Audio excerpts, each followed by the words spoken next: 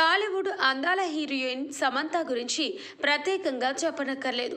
ఏమ్మాయ చేసావే సినిమాతో వెండితెరకు పరిచయమైన ఈ ముద్దుగుమ్మ తన తొలి చిత్రంతోనే బ్లాక్ బస్టర్ హిట్ అందుకుంది. అంతేకాకుండా జెస్సీగా తన నటనతో యూత్ ఫేవరెట్ గా కూడా మారింది.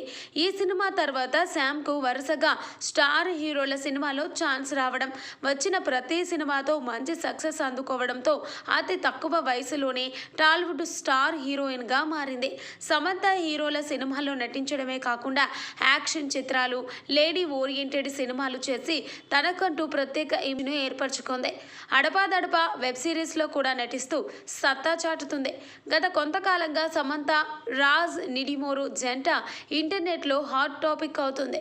ఈ మధ్య రాజ్తో సమంత సన్నిహితంగా కనిపించడం, తిరుమల శ్రీకాళహస్తి ఆలయాలకు కలిసి వెళ్లడం, శుభం సక్సెస్ సెలబ్రేషన్లో కలిసి హాజరు కావడం చూసి ఇద్దరి మధ్య స్ట్రాంగ్ రిలేషన్ ఏర్పడిందనే అభిప్రాయం అందరిలో కలుగుతుంది.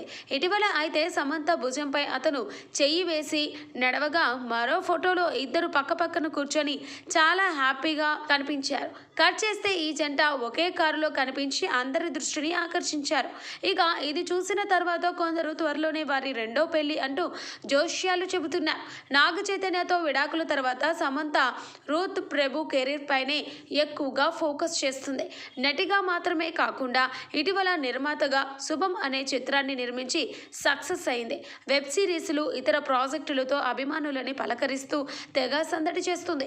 అయితే సమంత నటించిన శకుంతలం, ఖుషి వంటి సినిమాలు ఆశించిన స్థాయిలో ఆకట్టుకోకపోవడంతో సినిమాలకు స్వల్ప విరామం ఇచ్చిన సమంత తిరిగి మళ్ళీ మొదలుపెట్టింది. ప్రస్తుతం ఆమె మా ఇంటి బంగారం అనే చిత్రంతో పాటు రక్త బ్రహ్మాండ్, ది బ్లడీ కింగ్డమ్ అనే వెబ్ సిరీస్లో నటిస్తున్నారు.